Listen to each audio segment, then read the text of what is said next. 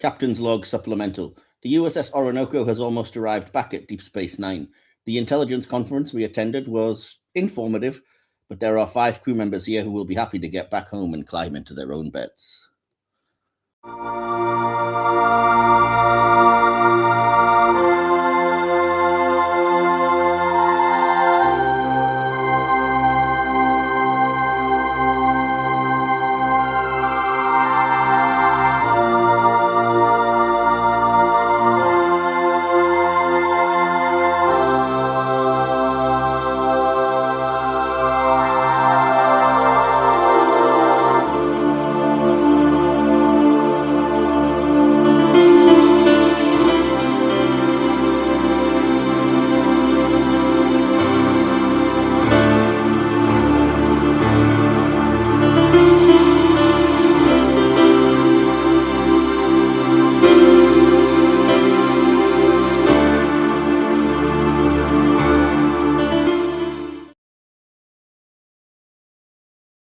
Come in, friends. We've been expecting you. Now pay attention. You're joining us for another episode of Hit or Miss Star Trek as we continue to look at stories that take place in the holodeck, or in this case, holosuite. Yes, for our main review this time around, we're heading to the swinging 60s for a spy pastiche that's sure to leave us shaken and stirred. I am your usual host, Captain Michael Wilson, the M of these proceedings. And I am joined by just the one guest this week. I suppose she would probably be our resident Miss Moneypenny. Please welcome back Spy-Fi Queen, Nita.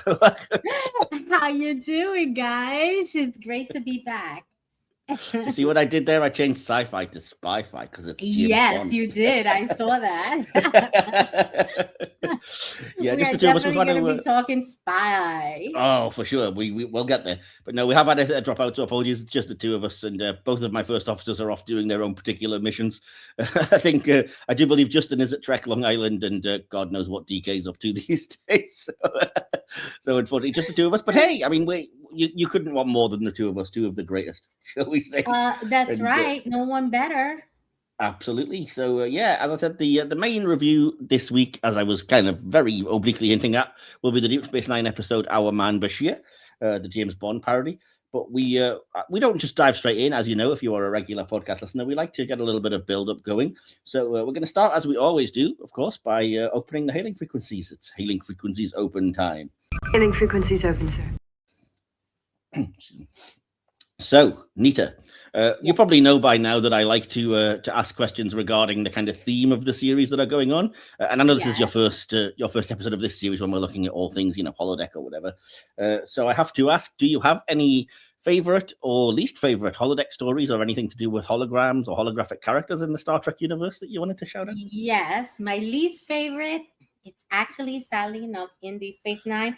And I believe it might have been the first holodeck-ish kind of episode where it was very in the first year, and the whole crew except for Quark and Odo got stuck in the holodeck, and they were doing all of when they first found that new species from the Gamma Quadrant that came in. I know what you mean. Oh, what's the episode is called? Oh, I hate it so much I block it out. You're probably referring to Move Along Home, which is technically not the holodeck. Home, yes.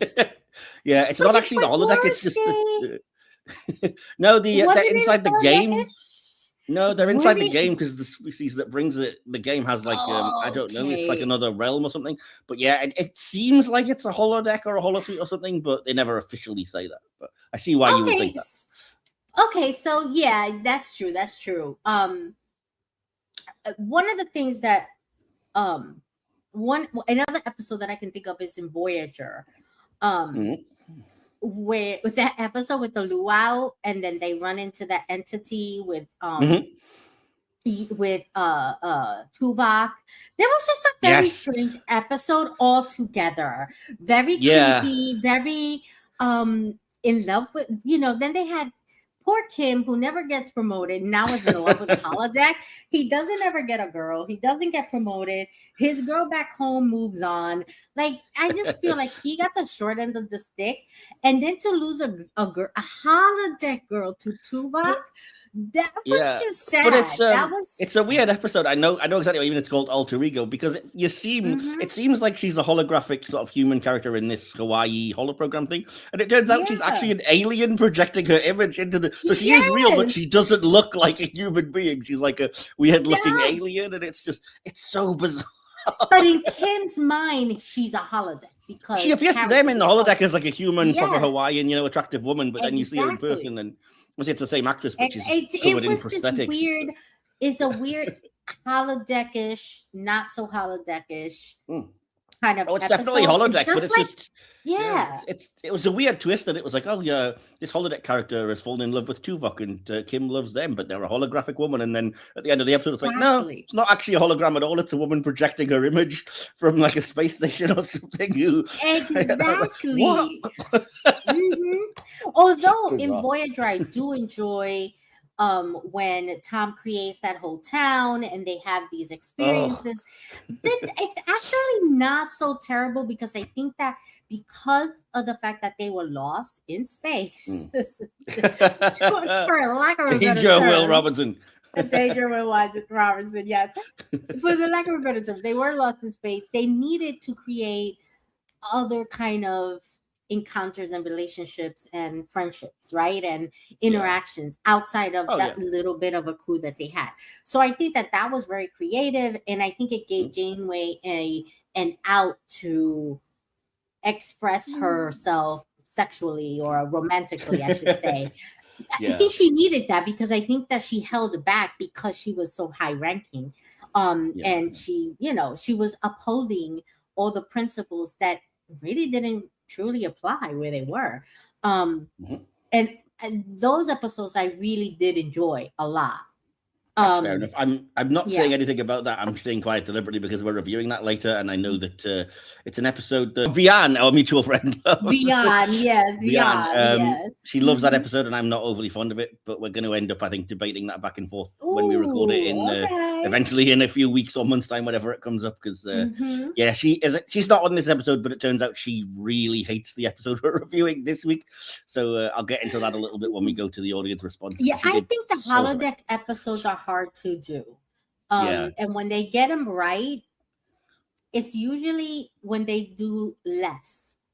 When they do too much in a holodeck, I think it becomes hard to kind of grasp, in my opinion. Yeah. Without wanting to get into a pun, I think they are quite hit or miss. Sometimes they hit really well, and sometimes, and then there are sometimes when it just depends on the person, that they really work for some people and don't for others. So it depends what you like and what you don't. But no, it's weird. It's weird that you said that about Voyager, though, because one of the things I've been doing, obviously, is when we get to the hit or miss, I'm trying to find, hologram-related things to ask. And one of the things I'm doing is basically working through the Voyager holoprograms. So I'd already asked about Sandrine's bar and the Luau holoprogram you mentioned and everything. And I was like, wow, Voyager really struggled to find a kind of, because they went through like 6 different holoprograms and never really settled on one, because you got those two and you've got Fairhaven and Captain Proton, and then there's the whole World War II thing with the Hirogen when it happens. And I'm like, geez, they really just never settled on one program that they liked, did they? And they were always looking for, as you said, like just a holographic place to belong, because they couldn't really socialize with each other and whatever, because the fraternization in the ranks or whatever. So yeah, it's weird how Voyager had more hologram, I think, stuff than any other series, but it was so varied and bizarre. Anyway. Very true. Yeah, no, I'm with you. Some of the moments are bizarre, especially when the holodecks leave. And that's what I never like, when the holodeck characters leave the holodeck. Like, it kind of kills the idea of the holodeck, which they did with Moriarty. I didn't care for that.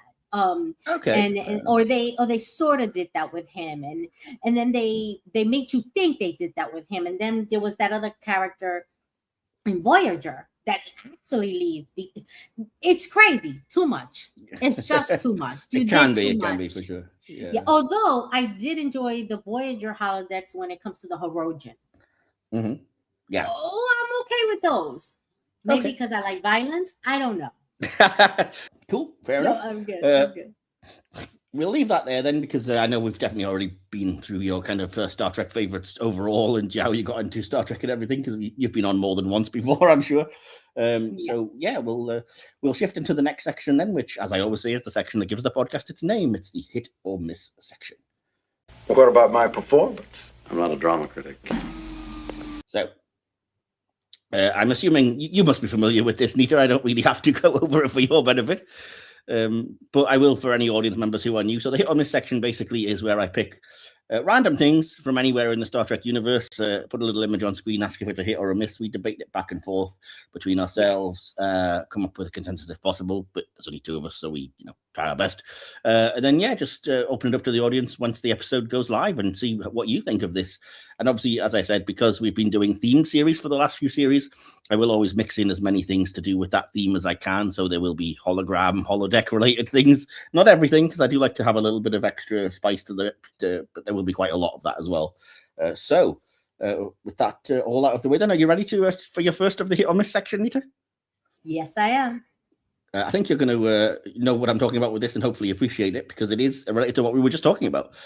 So this first thing is a holo program. It is from Voyager, and it's the holodeck program Janeway Lambda 1. I think probably otherwise known as the Governess program. Yes. So over to you, hit or miss. I think this was a hit. I think it was a hit because it showed Janeway in a different light. She wasn't in charge. She wasn't captain. She was in a time period where women could only be teachers, right? Teachers, maids, governesses, things like that, right? Or a wife. Otherwise, what you're doing with your life. And I think that there was also a bit of a mystery going on in the story, which I would have liked them to explore more, because they never really kind of finished the story as to what really happened to her mother. Why is the little girl thinking her mother's alive? Is there a ghost? They left us hanging on that story.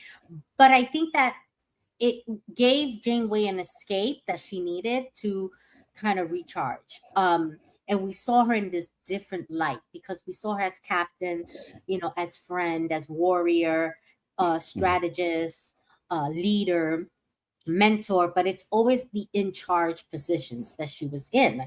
And I liked those moments where we saw that other side of her.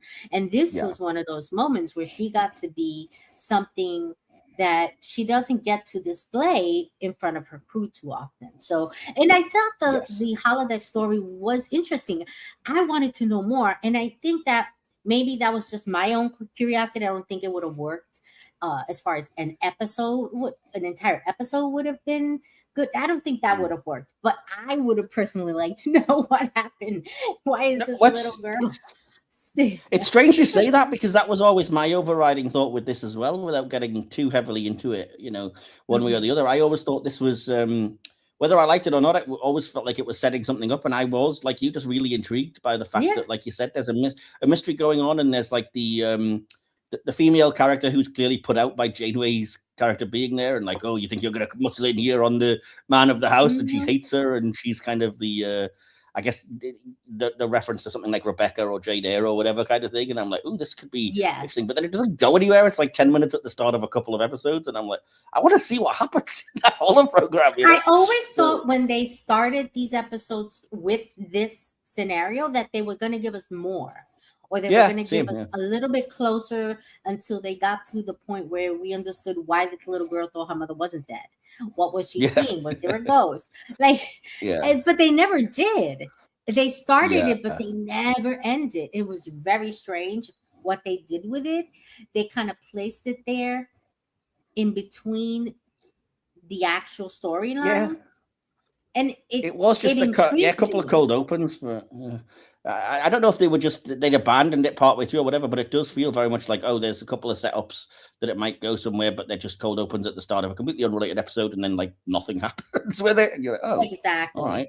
Exactly. So, I mean, it's kind of hard for me to say it's a hit, because in that way it's very unsatisfying. And I'll be honest, I mean, I don't feel necessarily fully qualified to comment on this, but I do kind of bristle a little bit against the fact of like, oh, Janeway being a female captain means, of course, she's got to go and do gothic romance holo novels. That would be her interest, kind of thing. I'm like, all right, we're getting a little bit stereotypical, aren't we? Because nothing against people that do enjoy that, but it just felt like I said for the first female captain to be like, and of course, her personal holo program is something girly. And I'm like, oh God. Yeah, I'm with you. It doesn't have to be girly.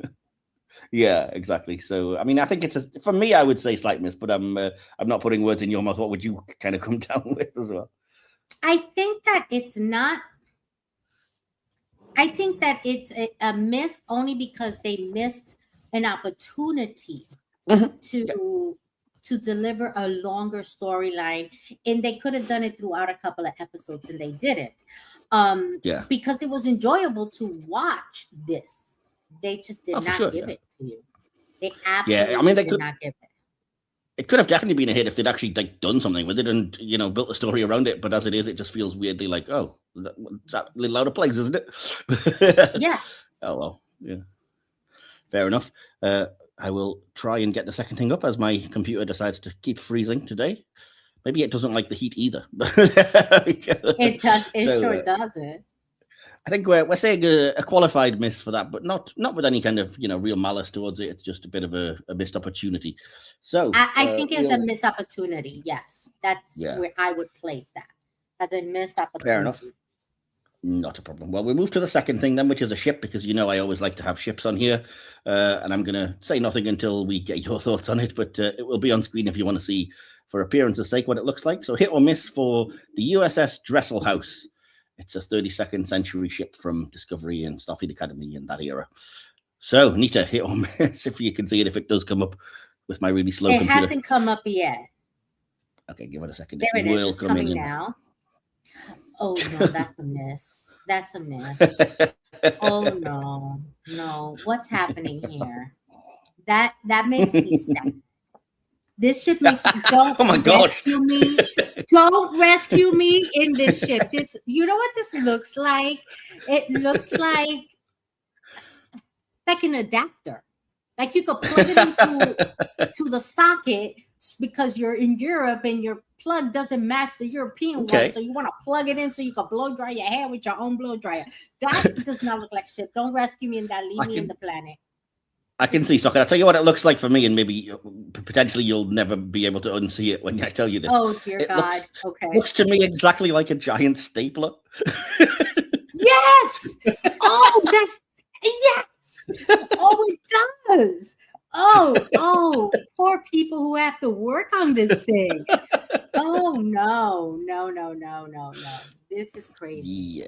I'm with you. I do not like this. I put it on the list because I said something, I think in the last couple of weeks, I'm like, I like every ship, and I'm always going to keep saying it, and I'm just like, I wonder if there's a ship I dislike, and then this came up because it's actually the one that's going on sale from the new people that make the Star Trek models next month, and I'm like, good luck selling a few of these, because it's like, there's nothing Star Trek about this design whatsoever. No, what were they thinking? That's not Trek. Stop. That's not Trek. It's got what looks like what looks like a big washing machine on the front. It looks like somebody just sketched a stapler on their desk and was like, oh, that'll do. There's no nacelles, no drive section. There's not even the separate things that you get in the cool 32nd century designs. It's just a blocky blob, and I absolutely hate it. I've got to say, no offense if you like this ship, but it's a miss for me. I think this is a miss. Yeah, I'm with you. It's an absolute miss. And it's sad that that's something that they think people want to see. We don't. We really don't. I would be so interested to see if the model that comes out does sell really well, or if people are just like, nah, you can keep that one. I know, right? That's hilarious.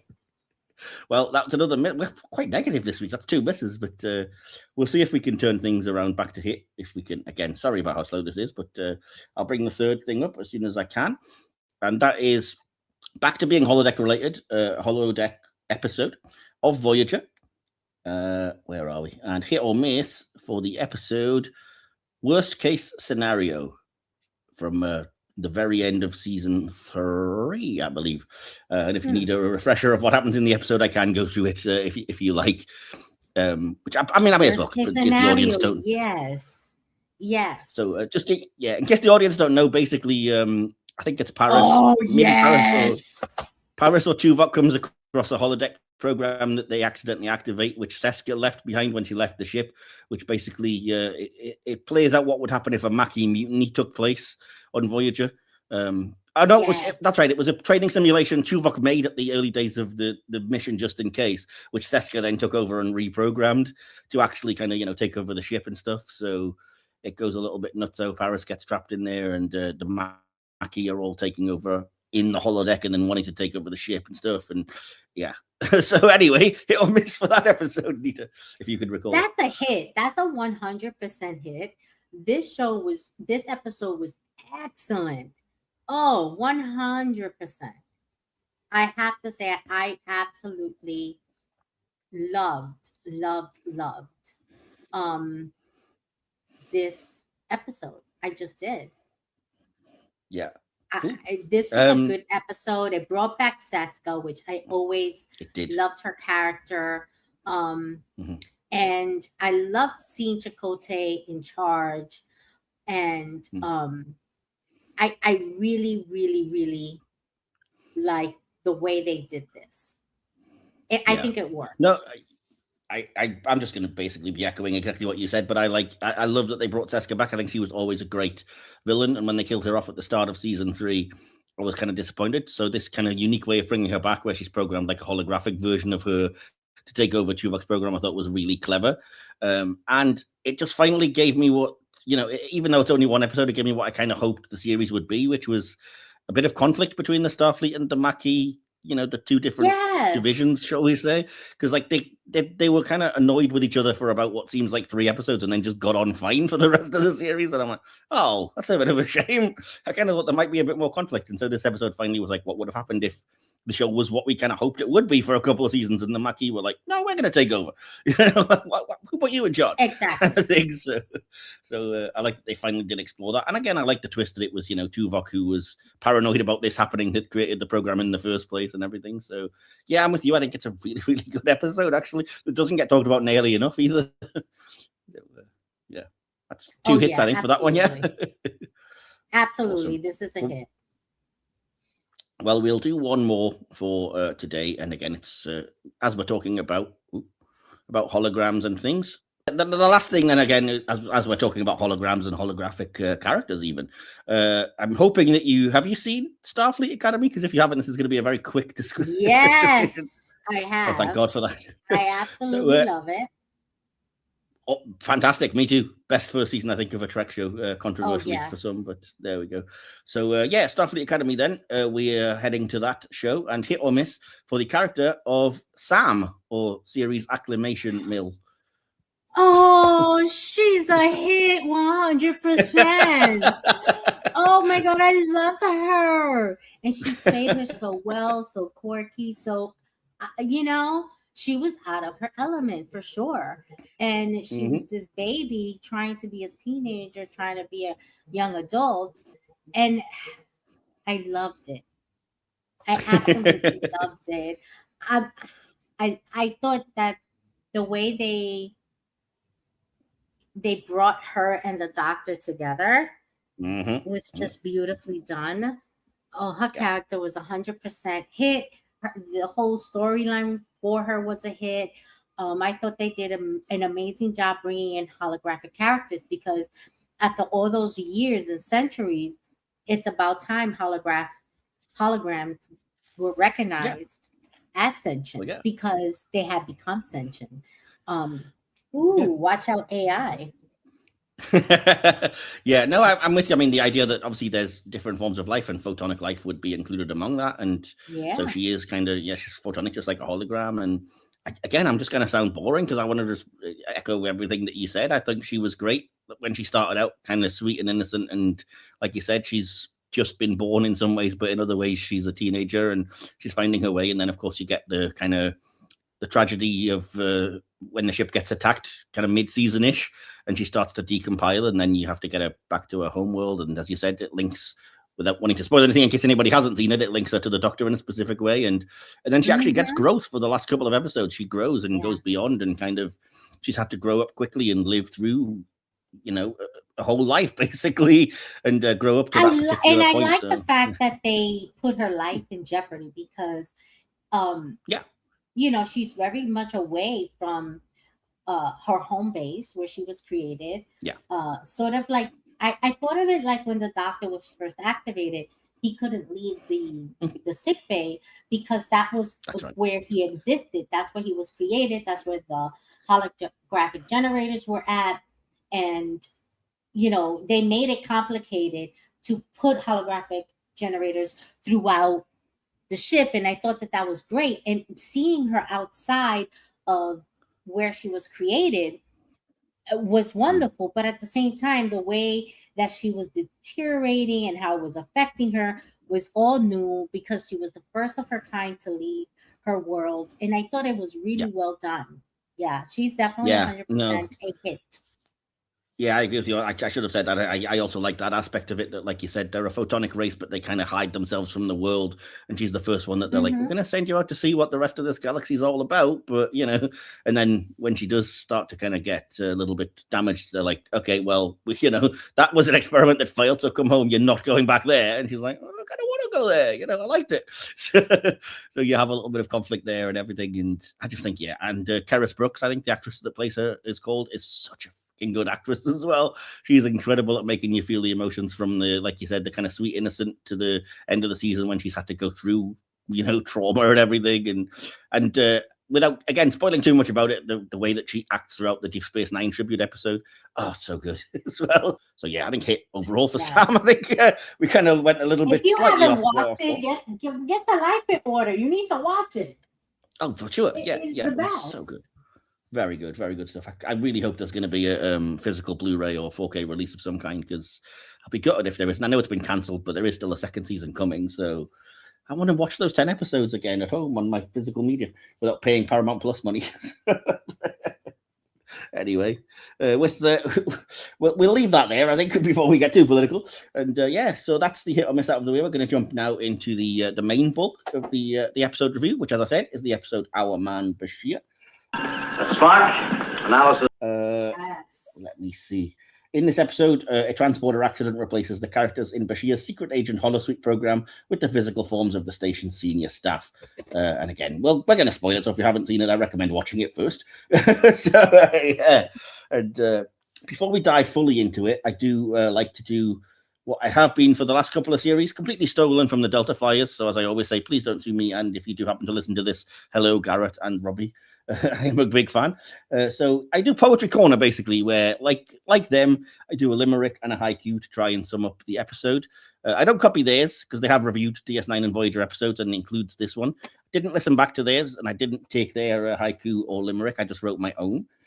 So before I get into it, I know I probably didn't ask you this, but did you happen to come up with any poetry or anything creative that you wanted to share for this episode, Nita? No, you didn't ask me, so I totally know, would have.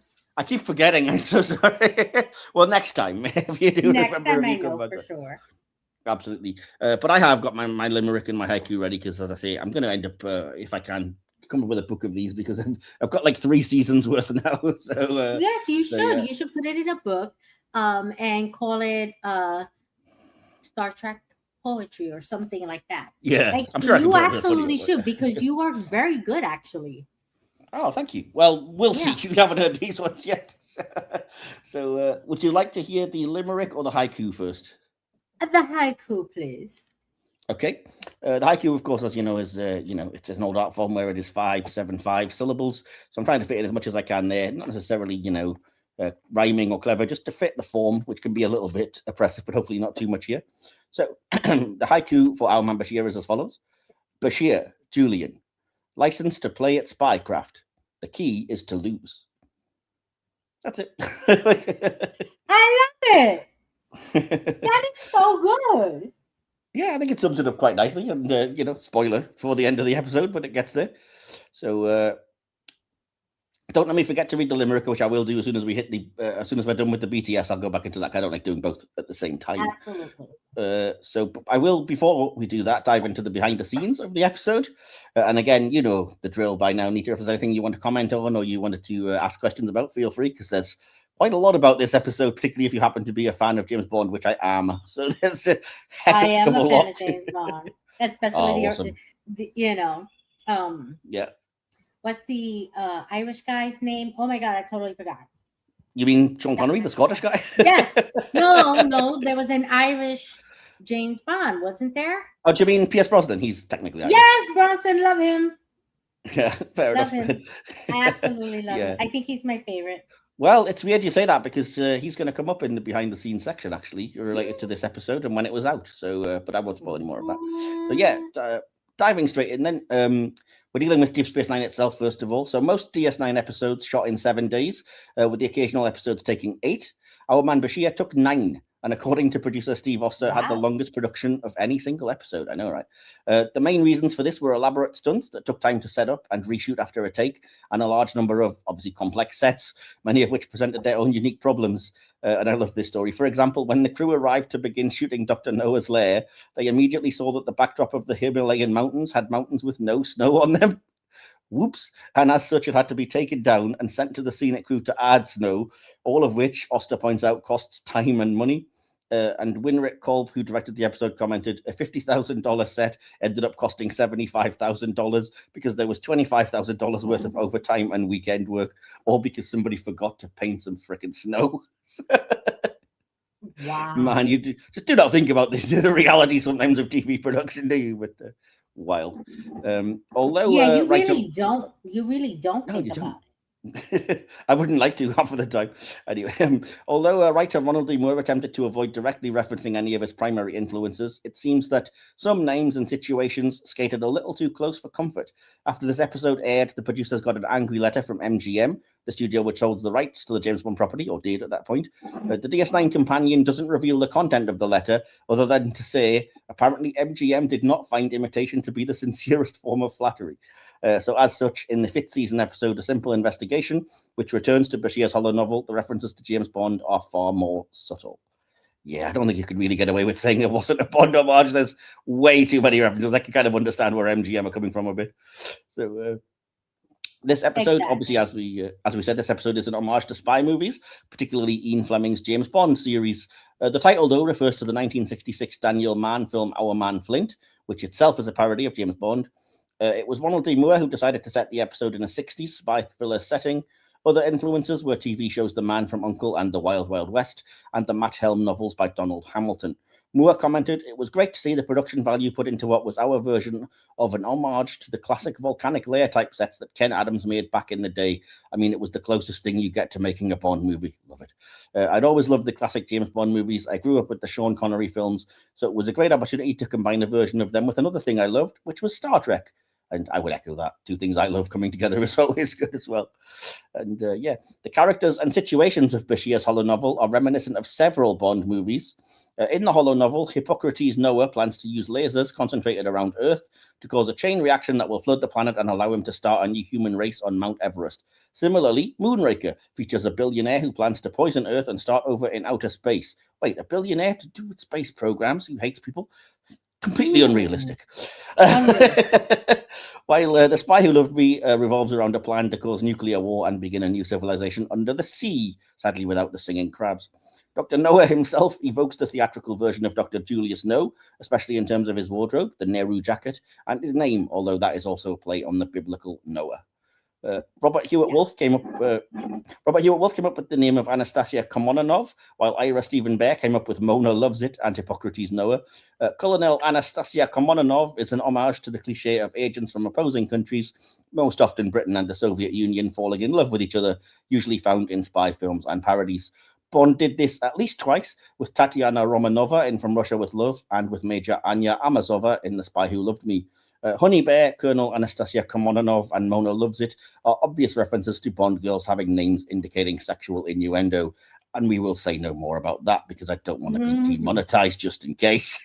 Exactly. The character of Duchamp is, is an homage parody of Le Chiffre, the villain of the first Bond novel, Casino Royale, and the fantastic movie, of course. Both sport the same style of clothing, a French name, and a lust for playing cards. Inspiration might also have been drawn from Emilio Largo, the antagonist of Thunderball, the film, who also dressed in a white dinner jacket and was second in command to the leader of a large criminal organization. Worf, as Duchamp, uses stun gas concealed in a cigar, a direct Bond homage to Anya Amasova in The Spy Who Loved Me, who disables Bond in exactly the same fashion, albeit with a cigarette. So, yeah. Again, you can't really get away when you're doing exact things from a Bond film. No wonder MGM are complaining. Exactly. No one's complaining here. The opening champagne gun scene is an homage to a scene in Goldfinger just before the opening credits. In the movie, Bond enters the quarters of a beautiful woman who's just gotten out of a bath. Spotting an assassin in the iris of the woman, Bond throws the man into the tub and electrocutes him by knocking a heat lamp into it. Much like Bashir's witticism, a lot of kick for a 45 Dom, Bond says, shocking, positively shocking. Oh, you got to love the terrible Bond puns from those early years. That's true. And I think they thought it was clever. Oh, yeah, absolutely. Mm-hmm. When Bashir describes his fall from the dirigible, I had a parachute and there was a submarine waiting for me. This is more than likely a reference to The Spy Who Loved Me, in which Bond escapes to safety via parachute, and A View to a Kill, in which Bond finds a submarine waiting for him after a ski chase. So yeah, you're a fan of The Spy Who Loved Me, obviously. Then I do. I watched a lot of Bond movies. Yes. Oh, same. I've got the whole Blu-ray set, and I love it. Watch them all the time. Going back to what you were saying earlier, this episode aired 10 days after the release of GoldenEye, the first Bond film in 6 years, the first to feature Pierce Brosnan, and generally considered to be the picture that revived the Bond franchise, which had gone quiet for a period thanks to legal issues between MGM and the Bond producers. In addition to being an interesting Bond homage in its own right, it was intended to capitalize on some of the Bond pre-release excitement. So there you go. It specifically links to Brosnan's first Bond film. Excuse me. Not a bad idea, though. Absolutely, yeah, makes sense. Yeah. Bashir's game of Baccarat, in which he wins the fee for a visit with Hippocrates Noah by assuming he can win Duchamp's money, is yet another Bond homage. Bond frequently took similar risks and was fond of card games like Baccarat. At one point, Bashir warns Garak the program is supposed to end with either Honey or Anastasia dying and the other ending up with him. Yet another classic element of James Bond is that although Bond usually has relations with several women over the course of a film, he often ends up with one of them in bed for the final scene, with the other either going back to their respective life or more often dying as a kind of tragic sacrificial lamb character. Another obvious homage to Bond is that Noah explains his plan in great detail shortly before he plans to kill Bashir. Bond villains have a tendency to do this, as parodied quite brilliantly in Austin Powers. After Bashir floods the Earth intentionally, Noah observes that somehow he didn't expect to win. Noah tries to kill Bashir by tying Bashir and Garak to one of his lasers, which is set to flood the room with molten lava. This may have been a reference to Moonraker, because in that movie, the villain can find Bond and Holly Goodhead to an area below his rocket, intending to incinerate them when it launches. In any case, it's typical Bond style, once again, for the villain to pass up the chance for an easy kill and allow Bond a method of escape. And again, I'm sure we can all recall Dr. Evil and Scott Evil having their big argument about, I got a gun in my room. You kill him, right? No, Scott. I'm going to put him in an easily escapable situation and not actually witness his death, but just assume it all went to plan. I love that part of that movie. Bashir escapes by convincing Honey Bear to switch sides by appealing to her femininity. Bond turning female accomplices to his side through aggressive advances was a fairly common plot point in the films, notably and controversially in Goldfinger. Yeah, he's so good he can turn a lesbian, sure. Exactly. Even the later Bond films themselves would joke about this slightly ridiculous trope. Later episodes established Bashir's friend Felix as the creator of this holographic program, which may be a reference to the Bond ally Felix Leiter, a CIA agent in the books and films. Bashir may have redesigned Kamonanov to actually look like Kira, as in the episode His Way, Vic Fontaine manages that he took Kira's image from Bashir's secret agent program. Bashir, something you want to tell us?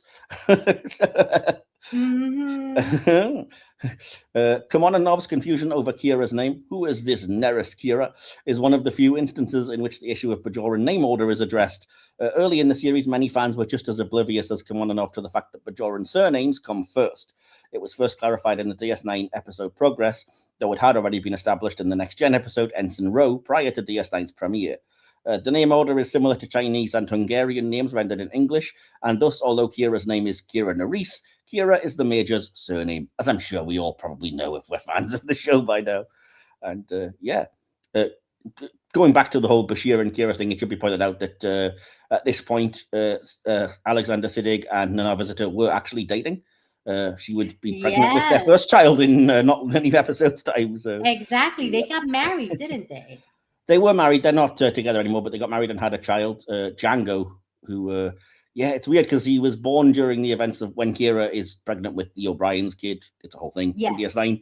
And yet there was a picture just online the other day that was like in the Now Visitor with Django, and he's the spitting image of his dad, and he's like 20 something now. And I'm like, my God, I feel old. I remember when you were pregnant with him. I was watching DS9. It's like, what happened, man? Anyway, and finally, Kim Sherwood's 2022 novel Double or Nothing, which was commissioned by the Ian Fleming estate and is set in the world of James Bond, is about an agent named Sid Bashir.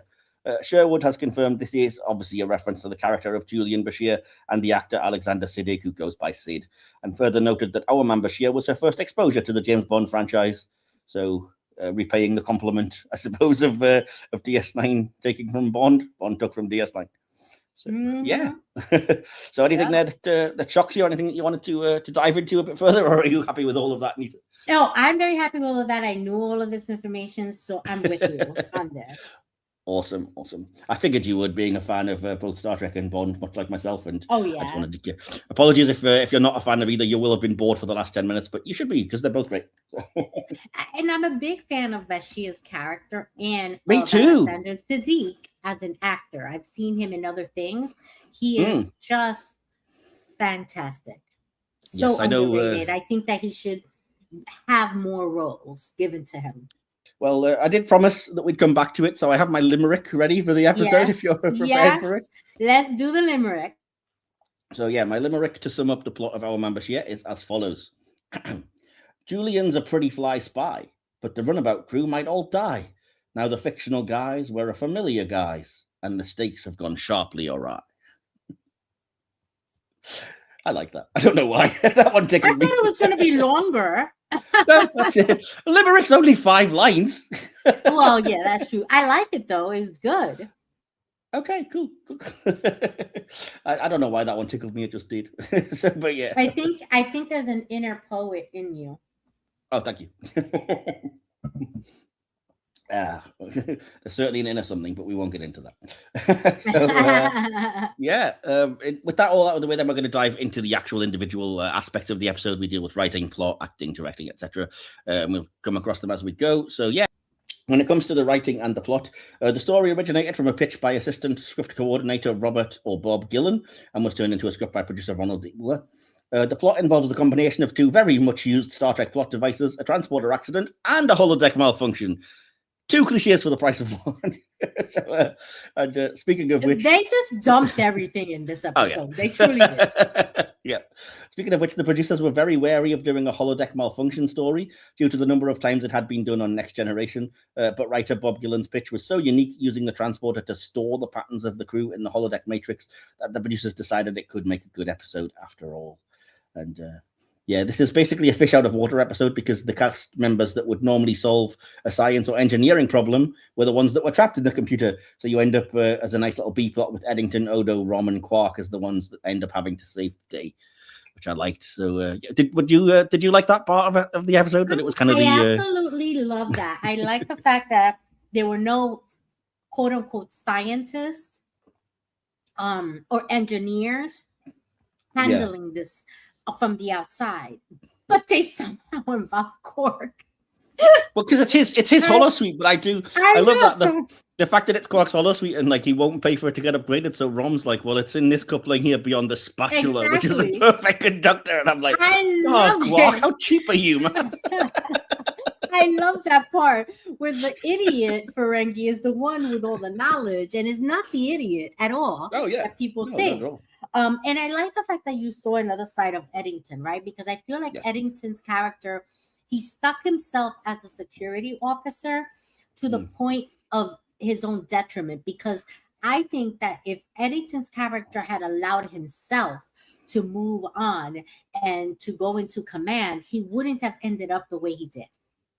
But that's just a theory I have. Very much a debate for another time. But yeah, this contributes very much to the shock of what happens to Eddington. But I do think that he showed creativity and leadership.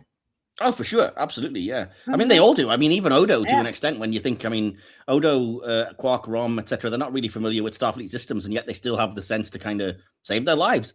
And I did like that aspect because it's so obvious, but wouldn't have occurred to me that they're like, well, we'll use the Defiant. It's got its own transporter. And I'm like, oh, of course. You have a ship docked. Why didn't it occur to me that you could do that? Like, okay, the system. And I love the fact that he had to think about it in a medical term, too. Like, how do we save their lives? While the doctor's stuck in that holodeck, not being able to really truly be a part of that conversation, which normally he would have been, because he's trying to keep up pretenses as to what's happening. Yeah, for sure. But no, I think there's a lot of clever moments like that in the episode. The idea, like I said, the Defiant obviously being an independent power source, because that cool sci-fi idea again, like, okay, the physical forms are part of the holodeck matrix because it uses transporter technology, so you can do that. Exactly. But their brain patterns are literally just everywhere else because they're so, human brain patterns are so dense that it would take up all the computer memory. So they were just literally just clogging up the station, and they're sitting there with no lights and barely any life support, and then, like I said, somebody has the brainwave of like, we've got a ship docked with its own power source. Like, we could just use that. Exactly. Like, and that's a powerful ship. That's not that's not a little runabout. That's a ship to be reckoned with. So the power in this ship, I mean, it makes its own ship shake. Yeah. So that was genius to use it. Yeah, that was also a nice touch when they have to pretty much rip the guts out of the Defiant transporter systems, and you don't even have I think Rom says like, "Oh, Brian's gonna kill me," and then sure enough, they beam back, and the first thing that Brian says, "What have you done to my ship?" Exactly. And I love the fact that they also showed a side of Rom that you weren't getting enough of, right? Because he might have been goofy, but he was no idiot. He was brilliant. That was a brilliant character.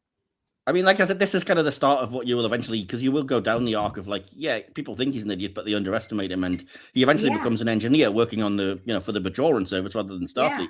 But he is an engineer. He's the reason that they kept, the Dominion out. He came up with self-replicating minds. Self-replicating minds, and making sure that they were small and there were tons of them. Like he's brilliant. Yeah, but he just wasn't Ferengi brilliant. Yeah, but I think this is the first episode that shows that brilliance, because, like I said, he's allowing Quark to be cheap when it's just like, Quark won't pay for any of these holodeck things, so I'm basically MacGyvering, a working holosuite out of, chewing gum and kitchen utensils or whatever. Exactly. Chewing gum and spit was what was working for them. Exactly. Yeah. Awesome. Although that was one thing that really bugged me. I did have a slight gripe about it, because when they're doing that bit and going through the kind of the holosuite systems, you clearly see like a Starfleet LCARS panel inside of it. And then later on, they say like, "Oh, Quark's holosuites are not used to interfacing with Starfleet technology like the Defiant." Yes. Okay. So I noticed that too, but I said, "Oh, I must be wrong." No, I must be seeing it wrong. I didn't think I was right. So I'm glad you said that. I think it's basically a production error, but I mean, I'll forgive, considering how much production they have to do, especially with the James Bond aspect of the episode. It obviously is something that slipped through the cracks, but yeah, it really shouldn't have been a Starfleet control panel inside of Quark's holosuite, especially when one of the lines is like, "We can't interface with Starfleet systems." I'm like, "Yes, you can. Exactly. You've got one." So anyway, that's a proper nerd nitpick there. Anyway, so but that's the the B plot. They're counting that we won't notice it. That's the thing. So they're like, we can't afford to change this, but people won't notice. The thing is that they forget that us Star Trek nerds notice everything. Don't play with us. We notice everything. Absolutely. So I mean, like I said, it's weird that we dealt with the B plot first, but that's that done. So what about the A plot? The idea of this, the Bashir, the spy craft, his fantasy being the kind of James Bond type character, and Garak intruding in on the program, and then the harsh reality of having to have the people there that he can't kill. He's got to try and keep them saved. And what did you dislike about the episode? What did you think was good? Oh no, I love the concept of using a James Bond kind of a storyline. And I think that using Bashir to do it was perfect, because his character was big on being in the holodeck. and doing these, war scenarios and fighting and this and that. It fit him perfectly to play the part of a James Bond type character in this holo suite. I love the fact that he was very mysterious about it and didn't share what was happening with anyone, that he was enjoying it just for himself. Because I think there's a bit of embarrassment because it is kind of, it is a little it is kind of a little sexy, sexist, right? And a little bit, there was a little sexiness to it. So I think that he was keeping that to himself, right? But as a doctor, he doesn't get to play spy. He doesn't get to do the things that other officers do, right? Because his field is the medical. Yeah. And when he does, it's very exciting. So I think that this was his outlet. I thought that it was really great that of all people to intrude, that it was Garrick that intruded in his. It was the perfect person because whether they admit it or not, they had a bond of friendship that was so funny. There's a reason why Lower Decks eventually just, gives up any pretense and is like, look, they're a gay couple. Yeah. But I don't know that was what was trying to be said in this. I think there's enough subtext here that I can definitely see that, especially when at the very start when really, I never caught on to the subtext. Oh no! I mean, at the start of the episode, at the start of the episode, there's very much a moment when he's kind of just arguing with Garak in that kind of, I guess, almost coupley way, and they're very close to each other. Like they're very much invading personal space, and even the female character is basically like rolls her eyes and goes. And Garak's like, "I'm just pointing out your companion appears to be," I'm like, "Yeah, you were so focused on Garak, you didn't notice that." I'm like, "Yeah, there's more going on, I think, under the surface there." Really, see, I never picked up, and I hear that a lot from other Trekkies about the subtext of their relationship, but I never caught on to that. I'm not saying that it doesn't or that I disagree. Well, I'm saying I never saw it. Is what I'm saying. It's strange that, right? Again, it's another thing that you can kind of get into because the producers didn't want that to be the case. I don't think they wouldn't necessarily, especially in the 90s, they weren't really that forward thinking. And obviously they didn't write it that way. They wrote Bashir as having crushes on Dax and whatever else, and Garak with Zial for a while. But it is worth pointing out that there was an interview on, I think it was the Delta Flyers podcast with Andrew Robinson, where they asked him about it and asked him if he played it gay, and he was like, "Oh, absolutely, 100%." Because and I'm like, "Well, then, come on." And he's like, "Well, look, that doesn't mean Bashir reciprocated. That means he played it." I'm not saying it's not. I'm saying there's a possibility that it was a one-way situation. I suppose you would have to ask Sid if he was also playing it in that kind of same way. But I think that he was open. I think the character Bashir could have been open to it. Yeah, I think there's enough there that I can definitely see where people are coming from with it. A lot more than some of the more spurious kind of, this couple, same-sex couple are hinting at something and it's not really anything there. But I think there is very much with Bashir and Garak. And I think that ties into what you were saying about why it's Garak that's in this episode, because one of the reasons that I think Bashir is fascinated by Garak, other than the obvious potential attraction, is he's attracted to the fact that he is a spy. He's got that background. He's always lying and stuff. So, naturally. I mean, they even make a point of that, that at first as a joke, when, Bashir's like, "Oh, my government, the United Kingdom, pays for this apartment and all of my luxuries and everything." And Garak's like, "I joined the wrong intelligence service." He truly is. He truly is. And there's a few lines that I like, and I'll mention later, as you would probably ask questions about that I really enjoy. But as far as the Jane Bond topic of it in this episode, I absolutely think it works. And of course, Bashir being who he is, that character befits him very, very well. I think that even today, Alexander Siddiq could play James Bond absolutely, easily. When the episode started, I was like, "Man, this guy really should have auditioned because he would make a bloody good James Bond, actually." So, I don't know if he would be able to do it now. He's a little bit older, and I'm not sure they would necessarily go for an older character. I like it though. I like the idea of an older James Bond. Yeah. Because I don't think that's where they'll go though, because Amazon, having just bought it, they're going to want to sign somebody up for the next 10 years. They're not going to want exactly. The next 10 years might be a little too old. But yeah. Mm-hmm. But no, I mean, But back he then, could do one movie. He could do one movie as. Oh, absolutely, yeah. But yeah, back then, I mean, like I said, I know Pierce Brosnan had just been cast, but if he hadn't, I was like, man, I really hope you auditioned because you'd have been really good, actually. But I mean, having said that, I think Sid, as I'll call him, because that's what he goes by, so I'm not being disrespectful. Yes. I think Sid is fantastic in this episode. And I think Andrew Robinson, as always, is also just mesmerizing in the episode. He's fantastic as the kind of the put upon, dragged along guy who's just like, look, make some hard decisions here because I'm not going to die just because you can't make hard choices, you know? And, but even before that, when he's just so fascinated by, oh, this is your fantasy life, is it? Yeah. And then the way that it plays, it flips that on its head so beautifully at the end when Bashir comes to the realization of like, oh, is that what this is about? You're jealous because you want to be the guy who's all about being the spy life and you've got it in reality and you don't like that I'm playing at this, what is your life kind of thing. So I'm like, yeah, exactly. Again, that's another great reason why you pair up Bashir and Garak, and especially why you have him inside the holosuite in this episode, because he can be the one that's like, real spies have to make tough choices, asshole. Oh, absolutely. And the fact that who else can break into a holosuite without being noticed and just stand there and be completely, invisible until the moment he wants to be seen. Yeah. I absolutely love that skill set that Garak has. Oh, completely. Again, it makes it make sense that he's in there. But again, I just love how clever the writing is that Bashir wants to be the hero. So he shoots Garak because he's going to open the holodeck and potentially kill them. And Garak says, oh, why?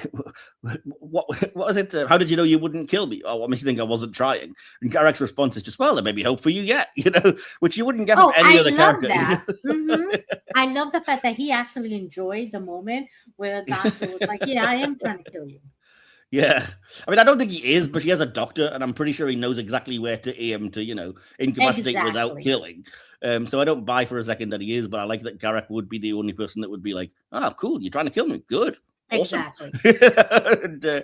But I do like that Bashir, he doesn't disregard Garak's kind of spy type advice because he basically uses the same exact words when he's tricking Noah at the end and kind of like, oh, well, we have to make tough choices and what's the point in all of this? And so that's why I want to actually destroy the world, which, realistically, you like I said, you've got to make tough choices. And again, that was such a nice flip of like, destroy the world because it doesn't matter. The holodeck characters are safe and that's all you're basically worried about, So I love that twist at the end as well of like, you don't have to be a fictional hero to actually save people. So exactly. And again, just hard choices. Yeah, exactly. So, anyway, so I think I've talked this to death, writing and plot wise. But did you have anything else that you wanted to talk about with that? Oh no, let's continue. Awesome. Well, the next section I have down here is the acting. So I have got a little bit of background information for this. So Alexander Siddig commented, I think our Man Bashir was probably one of the most important in terms of changing attitudes towards Bashir. I don't know if it's one of the best, but it's certainly super influential. I remember opinions began to change after that episode, so that would probably be an important one historically. Ron Moore concurred it was an important episode for Siddig's character. At the time, we were still trying to figure out how best to use Bashir and give him agency because we cast such a talented and versatile actor to play the character. You want to service those talents and the character the best way you can. And I remember there was sort of this change in how Bashir was treated and perceived by fans, at least in our experience from that point on. And I think Siddig said as much in interviews at the time. It was really a key moment for the character, a fun turning point that helped us as writers when it came to find more stories for him to do. And again, it's worth pointing out he does actually become a genuine spy in those last couple of seasons. I don't like Section 31, but that's what they use him for. Exactly. No, they actually use him as a spy because that's what Section 31 is. It's spy. Exactly. Yeah. And it feeds into it in a really clever kind of way that he's got that background of playing at spycraft. So, he's got the skill set because he plays it kind of thing. You know what I mean? A bit like those kind of video game type movies where it's like, oh, you've played video games of car racing or, spaceships or whatever. So you clearly know how to adapt the skills to real life. So yeah. And finally, this is one of Nana Visitor's favorite Deep Space Nine episodes. She said, it was so much fun. That show was a joy to do. How many times, is it a necessity to do a bad Russian accent? I was in heaven. It was ideal for me. And to come out of a wall in a round bed, it just doesn't get better than that. So, yeah. I love that she loved very true. Very, very, very true. But it wasn't such a terrible Russian accent. I've heard worse. You'd probably have to ask a Russian person. But yeah. Exactly. They would be the ones who would know better. But it was very much the Bond movie stereotype, kind of like, oh yes, I'm Russian, yeah, type of thing. Oh yeah, absolutely. It was 100% stereotype type of accent she was doing. But I think that was the point, right? To kind of be exaggerated. Well, as they all are. That's the point, isn't it? It's a parody. It's not really, it plays it straight at times when it can. But that's the one thing I was going to ask about the acting is that, like, how do you think the characters adapt to these roles? Because personally, I think they all do a really good job. But I have to single out Avery Brooks as just being. He could have been so bad when you look at how over the top he plays the main villain, and yet somehow he keeps it just the right side of broad. I mean, the man is a genius, right? And everything he does, he embodies and makes you believe that this character is real. So why wouldn't he make you believe that the villain isn't real? And the villain needed to be exaggerated, because if you watch these Bond movies, villains are always these exaggerated characters that their personalities sort of just blow up, right? So it's really something that is so intense that it had to be overacted, but it needed to be done correctly. And I think that he had the right amount of overacting that exaggerated the characters without it being overacted to the point where it became unbelievable.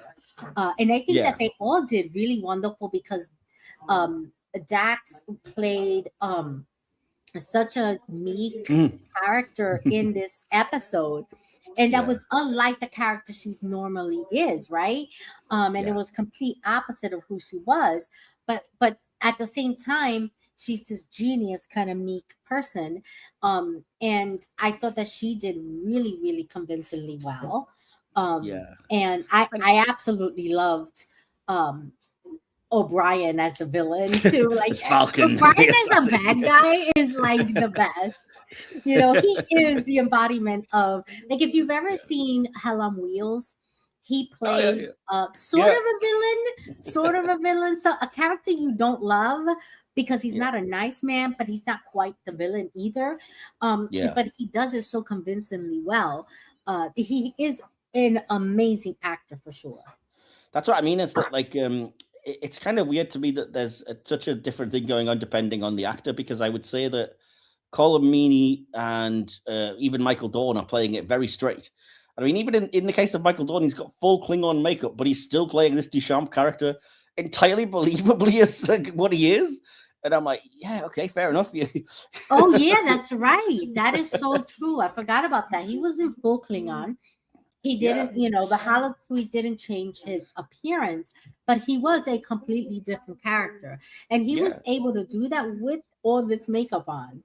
Yeah, exactly. And I just love that, because it's I think if he had been overacting, it would have fought with the makeup to make it all a bit ridiculous. But so I think it was the right choice to play it just deadly straight of like, this is what I would be doing if I'd been cast as a Bond, second in command villain type thing. And it's the same with Colm Meaney. He's playing it as if he has been hired as this assassin. But then, like you said, you've got Nana Visitor, Avery Brooks, and even to an extent Terry Farrell, who are just like, we're going to have fun with this. We're going arch all the way with this, Absolutely. Yeah, and I do think Terry Farrell's character is another reference to that kind of, I mean, we said it earlier, but it's the kind of James Bond archetype of like, oh, you're a genius, but you're also a woman. And oh, look, you look so ugly, but you took your hair down and took your glasses off, and now you're beautiful. It's kind of, it's the casting Denise Richards as a nuclear scientist kind of logic, isn't it? Like, yeah, absolutely. Okay, all right, I get what's happening here. And I do recall, I think Terry Farrell saying she really enjoyed it as well, the kind of like doing the glamorous, letting your hair down and being a Bond girl kind of thing and everything. So, yeah. And again, quite clever, that Garak can say, oh, guess the girl get the key. They didn't teach you that in the Obsidian Order. Kind of thing. Oh, you used my line. Oh, sorry. Well, we'll edit that out. It's okay. I have a ton of other favorites and a list to boot. I'm prepared. Awesome. And I think we talked about the rest. As you said, it's nice to see Kenneth Marshall as Eddington getting a bit more of a commanding presence and take charge. Yeah. Even though it will be surprising what happens later. And as you said, even the other characters stepping up, the two Ferengis, Quark and Rom, Odo doing his best, to try and keep it together, I guess. So any other thoughts on the acting from you then in the episode? I think that Odo's played also slightly different, right? Because he's a security officer for the station, but he was also playing a supervisor because he needed to make sure that everything was done and the station was safe, not just the people in there, but the station, because that's truly where his job lied. And I think that in this episode, he had to kind of balance that out because the human life is important to him. And I thought it was really clever the way it was done. Yeah, he is technically Eddington's superior as well. And again, he, as you said, he does act that because Yeah, he's that's you better right. come up with an idea, So, Yeah. Cool. But he also allowed him to take the charge that he needed to during this. He knows that he knows Starfleet systems better than when it comes to other things. So it's kind of like, well, you probably know more about transporters and whatever than I do. So what's your idea? Kind of thing. So, yeah. Cool. Well, the next thing, I've kind of grouped directing and VFX production design together because I didn't have a lot for either of them. So talking about that then, when it comes to production design, Robert Blackman commented that the key costumer, Mary Ellen Boucher, I believe, and I had a great time because of all the background, which unfortunately you don't get to see much of in the casino scene. We did a really amazing sort of Monte Carlo international jet setter high roller deal with lots of furs and fairly expensive rentals. In the shoot, they looked pretty amazing, both men and women. You can see some of them in the background if you look closely, but they are sort of fuzzed out, which is a shame because, the direction, the actual production design, the way it looks like a 60s Bond movie, the lighting, the sets in particular, as we've already said, the kind of effort that went into that, just top notch. You can't really fault it, I don't think. So, but what did you make of any of this? I like that the set design was simple. Because I think it made it more believable. I don't know if that was the intention or not, or it was just strictly budget, but I thought that they kept it well. Yeah, I wouldn't necessarily say it's simple. I think it's because we're used to it that it seems like it. But I mean, they made all of those sets look very 1960s. And again, even Garrett comments on it as like, oh, another decorator's nightmare. This decade had a distinct lack of taste because they're making it look like 64, So, exactly. Yeah. But no, I think it worked really well considering, like I said, the various places you had to go again, which was a nice little Mickey take as well of like, if I'm not mistaken, we're now in Hong Kong and we were just in Paris 10 minutes ago, it isn't that across the other, the other different side of your world. Because again, it's a kind of Bond movie trope of like, you'll go from one country to another. Exactly. We'll go really quickly to really far away places. Let's go to England in 10 seconds from New York City. Why not? Exactly. It can happen, but that's a very Bond thing. And I think that they were keeping it as close to Bond as possible because they were releasing it side by side with the new Bond movie. GoldenEye, yeah, absolutely. But yeah, I mean, there's not really a lot that I have about it. Like I said, obviously I admire the production design because it looks Bond movie. And I did mention earlier that kind of the volcano lair type set, they kind of, when they strap to the thing in the bottom, I guess, in the scene where he seduces, the Honey character. Again, it's very nice seeing somebody homage Ken Adams in that way because it is, like I said, I grew up with those elaborate Bond sets, and it is a kind of cool. Yeah, I can see what you're going for here, kind of thing. So I loved it. And again, the directing touches often are just homaging Bond things, like seeing the reflection in the champagne bottle being a reference to Goldfinger, sorry, like we mentioned, or various things like that. The way that the staging and the setups happen with the Baccarat game, or the introduction of the Colonel through the kind of circular bed and stuff. I think you can tell somebody has studied their Bond and they're basically not so much copying that as, let's say, paying homage to it. So yeah, we'll be generous. Yeah. So any other thoughts on direction or VFX or the production design, sets, etc.? No, I think that we covered it, right? I think we covered it all.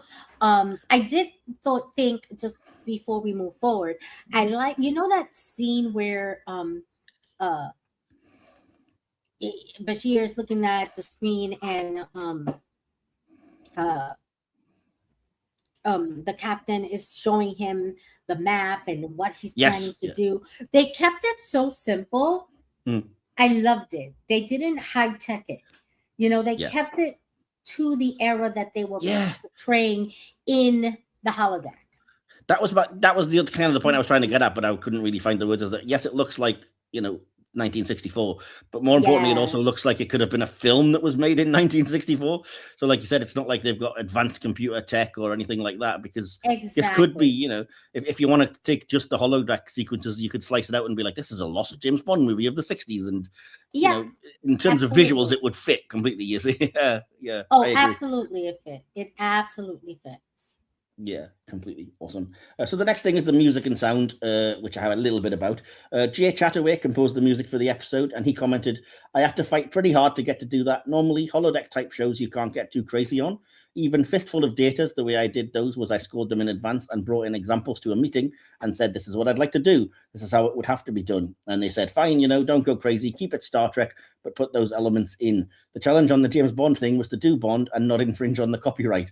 Once you pull something like that off and get good feedback about it, they're a little bit less likely to want to put the clamps on.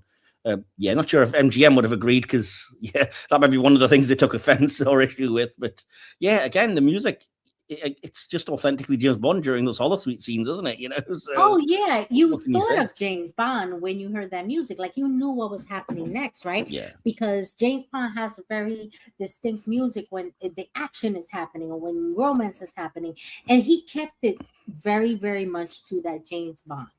Yeah, I remember the thing that sticks in my mind is the kind of orchestral horns, I suppose you would call them, when there's a beat of action and it just goes like do, do, do, do, do, do, do. And I'm like, oh, you are skirting dangerously close to the Bond theme, but all right, you're not quite over the copyright line just yet, but be careful. So, exactly. No, I'm with you on that. Yeah, but I could appreciate the music and keeping that music as close to it as possible. Yes, respectfully. Exactly. It adds to the authenticity, as you said, because it's obviously that's one thing you could always count on when it comes to Star Trek is the authenticity of its music. Yes. Oh, for sure, definitely. And I think it was a wise choice, as you said, to try, and it wouldn't have made a lot of sense to have a Star Trek-esque score during the James Bond sequences, which obviously you get when you're outside of that and you're dealing with the people trying to rescue them. Then it goes, it cuts back into traditional DS9 sci-fi, which is good. I like the contrast, and I like how they very smoothly kind of went from one style to the other without it infringing on each other. Exactly. Yeah, and it keeps everything in its own place without without anything getting silly. And because it would have been daft if they were playing the sort of trying to rescue the crew scenes outside of the holosuite as if they were a Bond movie, which again, I think it was a wise choice not to do that. So you have like a regular episode of DS9 happening and then, a Bond movie happening inside the holosuite. So apologies. I know I keep probably mispronouncing. I keep saying holodeck instead of holosuite, but they're interchangeable in my head. So sorry, fans. It's okay. I know I think it's interchangeable. I think they exactly. are. Anyway, but no, I like the music anyway. So So that's basically everything. Unless, did you have anything you wanted to add about any of the episode before we go on to audience feedback and our favorite things? Oh, no. Let's continue on. Awesome. So the next thing then is we're hearing from the audience and a little bit from the critics, because I don't tend to get much audience response, sadly, these days. So we'll go to our subspace communications. Incoming transmission. And I will say, I said this during our last episode, but I will plead again. If you see my kind of things that I put out on social media, which I do tend to get out there asking for your thoughts and opinions on the episode, please share them. We want to hear from you. Don't worry if they're not, what you think might be popular or whatever. You're entitled to your opinions, and we'd like to hear from as many of you as possible, because if not, I don't have a lot of range and I have to start trawling through what critics thought of the episodes and things, and that can get a little bit dry. Hopefully not too bad, but we'll see. So, I will start, first of all, then, with the thoughts from the audience when it comes to our Man Bashir. Again, there's not a lot, but I think I have a small handful. So, let me see. I've opened the page. From my personal Facebook page, Thomas Labernick, our friend Tommy, who's been on a few episodes, says 3.9 out of 5. From what I can remember, it's just a fun little episode. From Mastodon, Daniel M. Rec says, I enjoyed the Star Trek story inside the holosuite, but what happens on the outside makes no sense. How are Odo, Eddington, Rom, and Quark the only people on DS9 able to deal with this? The station is huge and has to have technicians and engineers more qualified than a couple security officers, a bartender, and the bartender's genius brother. Where's the rest of O'Brien's engineering crew? Real reason they're not stars or recurring guest stars. Why does filling up computer storage turn off the lights? The same question for Next Generation's 11001001 episode. So yeah, some nitpicks there. I think we kind of explained the reason that Quark and Rom are involved is because they're the ones maintaining the holosuite. So the Exactly. Starfleet engineering team. No. And the thing is that technically, those mechanics are not supposed to be Starfleet. They're supposed to be Cardassian in nature, right? Or Bajoran. Well, Bajoran. A little bit Bajoran, a little bit Cardassian, because the Cardassians were Starfleet or Bajoran. It's a Ferengi device at the end of the day. It's so still one of it is a Ferengi device. So a Starfleet engineer outside of O'Brien with that level that he has isn't gonna know, because even O'Brien is using MacGyver techniques to keep Bajoran, Cardassian, and Federation technology working together, because they're not meant to work together. And they can't use them. I'm sure that they are qualified, but they can't use them because they wouldn't have the knowledge that it would take. That takes a special level of creativity that not every engineer has. Absolutely. That's what makes O'Brien so specifically perfect for that position. Definitely. That never even occurred to me till you just said it there, but I'm just thinking, like, God, when you think what a difficult job it is, because you're talking about, like, when it comes to the holosuites, it's a Ferengi device plugged into a Cardassian station using a power source of Starfleet technology. Like, how on earth do they keep anything running on that station? Yeah, and they had to use Rom because Rom was the one who put it all together to make it work. And he's been working on these holosuites from the time that they first got there, when it was a Cardassian station. Let's be real, it was never a Bajoran station until the Federation came on, and the Bajorans got rid of them. So that technology that the Bajorans built into the station, because they physically did the labor, was in fact Cardassian. So there's a lot of different cultural engineerings. That's like asking Apple and Windows to perfectly sync without you doing certain steps and going through this whole rigmarole in order to it to sync together. It is really difficult, and you really do have to know what you're doing in order to make that work, right? Because these two operating systems are meant to not work together. So those operating systems all were meant not to work together. I mean, even on a more basic level, I was just thinking it's a lot like the analogy would be like, I'm taking a European plug, trying to plug it into an American socket to charge up this like Japanese device that I've got. Exactly. Yes. Okay. It's even simpler for those of us Americans. If you go to Europe and you try to plug in your blow dryer into a socket, it's not going to work without an adapter because the socket is shaped differently. So that's basically what's happening here. They're all trying to plug into a system that was never meant to plug into each other. And they had to create the adapters to make it work. And that's why we couldn't use Federation engineers. Absolutely. Anyway, I forgot, because Daniel does go on to say, and as always, why are holosuite safeties even capable of being turned off? Sure, the holosuite might use replicated matter for any number of interactive objects like food or lipstick, but why replicate physical bullets with gunpowder and all when the holographic image of a bullet would suffice for every reasonable purpose? I think you kind of just have to suspend your disbelief on that one, really, don't you? Yeah, I think so. The thing is that, yes, I understand where he's coming from, right? Why create technology that can harm someone when it's meant for enjoyment? But it's also meant for training. And in military training, whether Federation wants to admit it or not, it is a military. In military training, there are real bullets being flown. There have been actual death. I know in an American, and I'm pretty sure in the UK as well, soldiers are trained under real fire with each other, friendly fire with each other, because they have to be able to handle real fire from the enemy. So they train them this way, and there's safety precautions that are taken, but they don't always work. So I think these holodecks, because they can be used for training purposes, have that feature they can turn off to give you the real sense of fear, so you can learn to manage that fear. Or at least that's my theory, and that's the hill I'm dying on that one. I just, my nerd explanation is just that, like you said, the holodeck uses the same principle as transporters or replicators. So the whatever they're creating is actually there, and it's actually another physical step to then neuter it and make it safe. which is the step that they just don't do when the safeties are not turned off, even in this case, just like not working. So, you know, I can buy it. Anyway,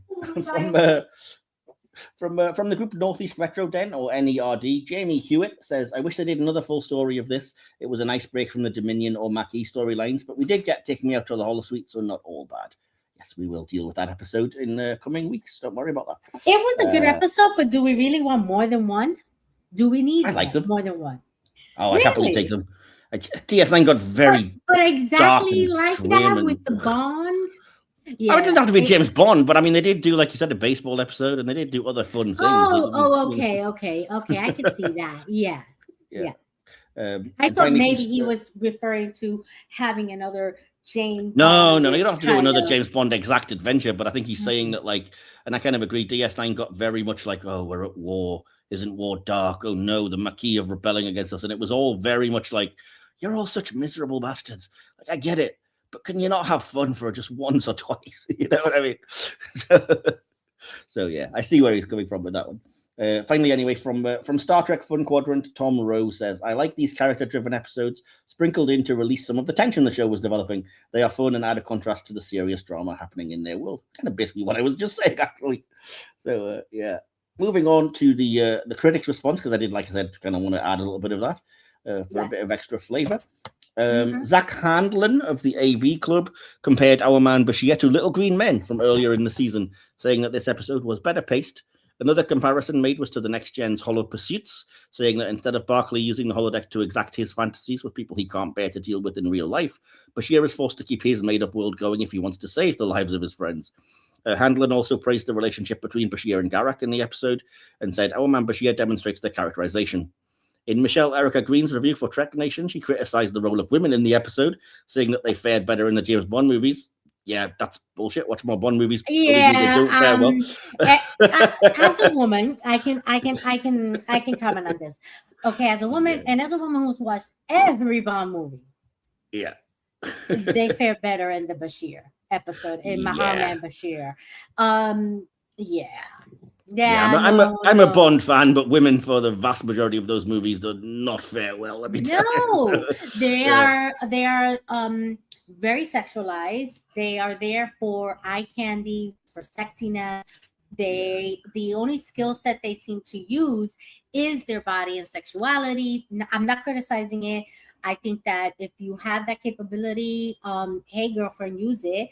Yes, exactly. But the fact is that is how they are viewing women in these movies. They're not strong. They're not capable. They're not smart. They are viewed as the sex toy. And not that there's anything wrong with that. I'm just saying that is the view that is being presented in these movies. The women don't have any real power or real role outside of that or purpose. They're there to make the man look appealing, to be desirable. And again, nothing wrong with any of those things. I say go for it. Do you, girl.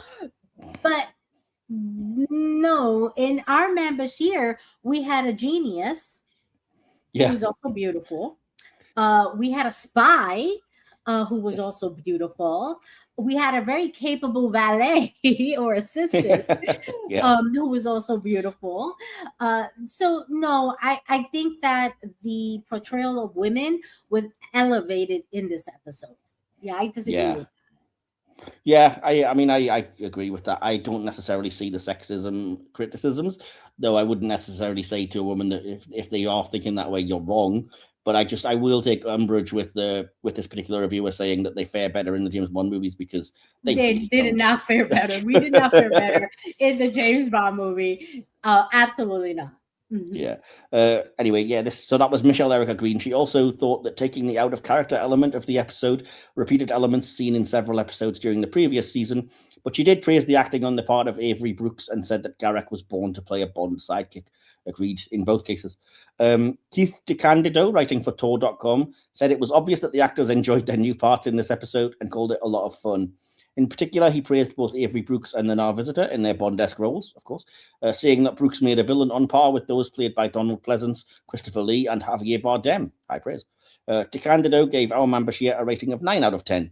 In a list of the top 100 episodes of the Star Trek franchise, our Man Bashir was placed in 77th place by Charlie Jane Anders at IO9. She noted it as being one of the goofiest DS9 episodes.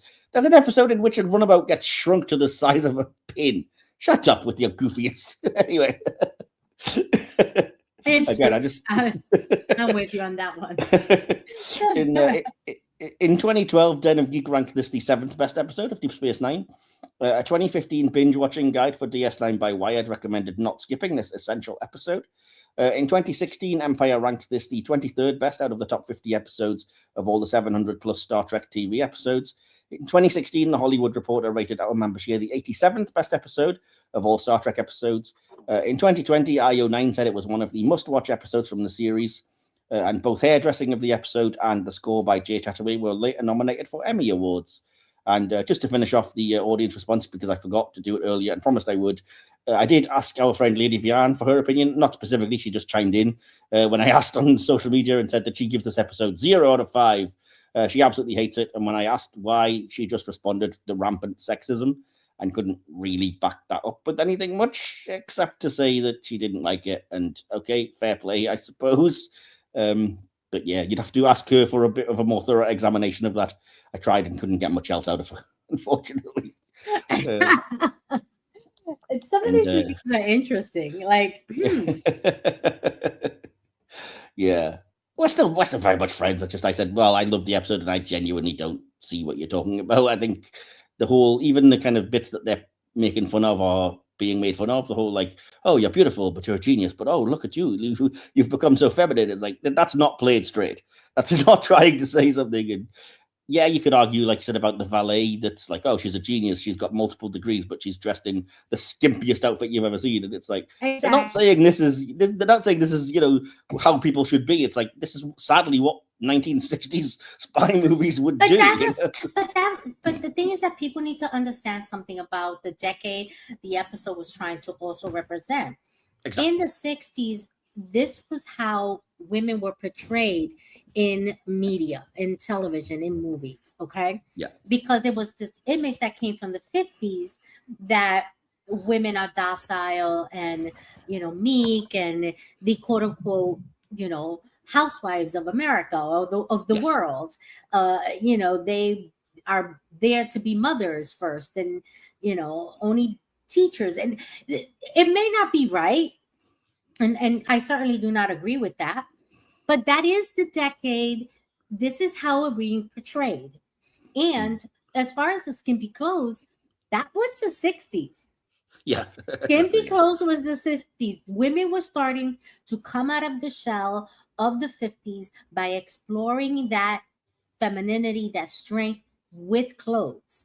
And that meant less. That meant wearing less. For sure. And it was the one way we had control over things in that time, right? That's just what the women of that generation had control over.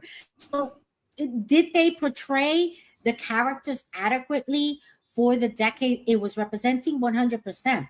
Was it okay to portray women that way? No, it wasn't. But they fixed it because think about it. They kept certain elements of those 60s mentality, but they added a 90s mentality with educated, powerful, smart women.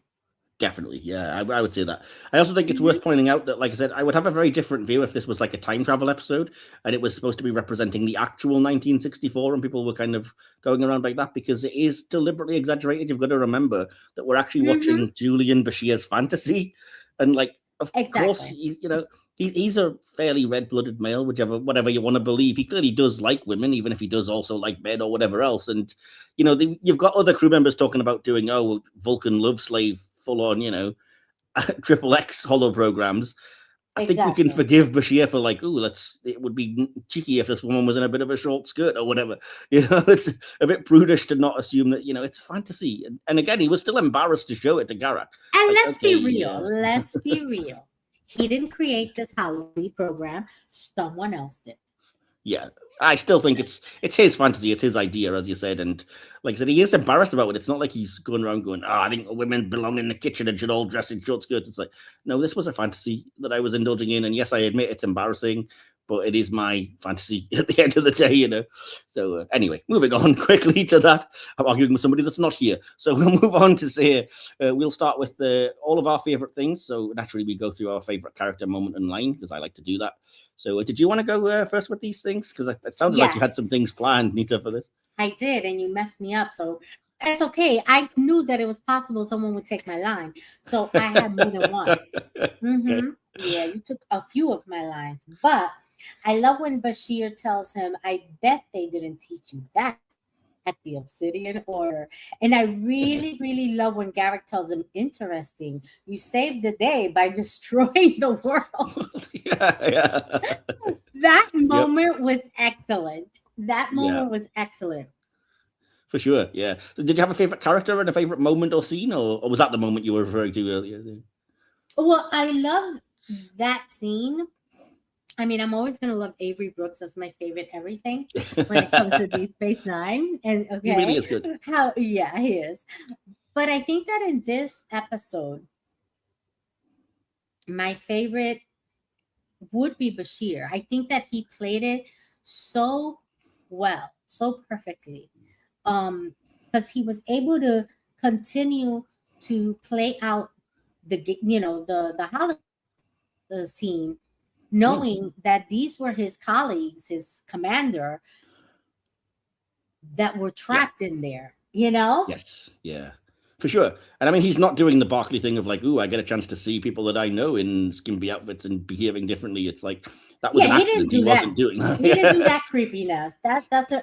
That's for a whole different episode, the level of creepy that was. Well, yeah, exactly. But I mean, like he even rails against that, and he's kind of like, "Oh, why do you look this way?" kind of thing, or whatever. But yeah, no, I said the same. My favorite character was Bashir. I think it is nice to give a bit more depth to the character, like they were saying that I referenced earlier, by seeing a little bit more about what his inner fantasy of wanting to be a hero and his interest in spies, his relationships, his personality has developed a bit more, and especially his I guess connection with Garak is further more developed as well. So exactly, yeah, I like that. Yeah. My favorite moment. I think that when that connection with Garak, the fact that Garak broke into his holodeck, it's telling not just of his level of skills of this simple tailor, but it also tells the level of comfort he has. Because he knew he was doing something illegal. He knew that he was doing something that would annoy him, that annoyed Bashir, but he did it anyway. And I think that there's that we trust each other, even though we're never going to say that to each other moment. Yeah, that's another thing that occurred to me as well, is that because again they reference it, is that Garak went to all the trouble of actually dressing in an appropriate tux before breaking in as well. So it's like he knows exactly what he's doing, and being a tailor, he'd be the one person that would know what to do with it, So yeah, like he's obviously knows what he's doing. Which will also tell you that he must have spied on him. Oh yeah, because how must have been watching him already. To wear? Why exactly, that's my point. Yeah, he's got to have been watching him in the holosuite at some point to be like, what's this? Exactly. And to know, yeah. Although I suppose it could have been holographically put on, but the fact that he changes the outfit and stuff suggests otherwise. Anyway. My favorite moment or scene, as I said, I referenced it earlier, but it was the surprise ending where Bashir, as the secret agent, uses Garak's words to try and convince Noah that he will just destroy the world. And again, that's a nice twist. And my favorite line, because it's just a nice James Bond reference, is I think it's safe to say that Julian Bashir, secret agent, will return. Because I do love it's a reference to the way they used to do that in all the Bond movies, like James Bond 007 will return and the title of the movie. And then eventually they just started saying James Bond 007 will return because they didn't know what the next movie would be. So I was like, yeah, I like that. Which again, MGM might not have the idea that there was going to be another episode with the Bond, and they never did. Well, they might have if they hadn't had a letter telling them not to be fair. So, anyway. Which was terrible.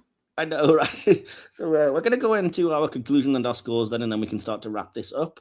My conclusion is very long, so would you like me to go first, or would you be happier going? You can go first. Okie dokie. Bear with me while I get the information up. So, again, I just tried to get out all my thoughts, so sorry it's a bit long. Deep Space Nine takes the stick out of its butt and delivers a fantastic traditional Star Trek adventure, a whip-smart movie parody condensed into 45 minutes, a deep exploration of fantasy versus reality, a chance to get to know Bashir a little bit better, and another fascinating chapter in his relationship with Garak. It would be easy to dismiss this as simply the Bond parody episode, but there's more going on underneath than that. Yes, it is an affectionate recreation of classic spy films, capturing the period aesthetic perfectly and having great fun with the gadgets, villains, impossible plots, and larger-than-life characters that define the genre. As a fan of the Bond franchise itself, warts and all, I loved seeing Star Trek play in that sandbox, while also taking the occasional satirical swipe at some of the more ridiculous conventions. The entire cast are clearly having a blast. The Orinoco Five get the opportunity to play completely different characters, and every one of them commits wholeheartedly to the premise. Watching actors we've come to know in one context suddenly let loose in another is a huge part of the episode's appeal, and the chemistry between Bashir and Garak also remains as entertaining as ever. What elevates the episode beyond simple parody, however, is the fantasy at its center. Bashir isn't imagining himself as a competent intelligence officer. He's imagining himself as the glamorous, effortless version of one. In his fantasy, the women adore him, the villains respect him, danger is exciting instead of traumatic, and every problem can be solved with a clever quip and an ingenious gadget. It's a fantasy of heroism stripped of consequence, which makes the inevitable intrusion of reality all the more interesting. That is also why I think some of the accusations of sexism leveled at the episode have never entirely convinced me. The exaggerated gender dynamics are not being presented as an objective reality. They are part of Bashir's fantasy, filtered through decades of spy fiction that was itself sadly built on chauvinistic cliches and outdated assumptions. The episode is parodying and recreating those tropes simultaneously. Whether every joke lands for every viewer is another discussion, but I think some criticisms miss the point of what the episode is actually trying to do. It's also refreshing to see Deep Space Nine allow itself to simply have fun. The series often earns its reputation for darker themes, moral complexity, and increasingly serious storytelling, but episodes like this remind us that these characters are capable of enjoying themselves too. That contrast ultimately makes the heavier stories stronger. And viewed in hindsight, there's an extra layer of enjoyment in seeing some subtle foreshadowing of Bashir's future. Certain aspects of his fascination with secret agents, exceptional abilities, and hidden identities resonate differently once you know where his story eventually goes. Though perhaps Julian Bashir, secret agent, should have remained safely within the fantasy realm of the holosuite. But that's a different mission I'm criticizing. Maybe I'm a sucker for watching one of my favorite genres play with another of my favorites.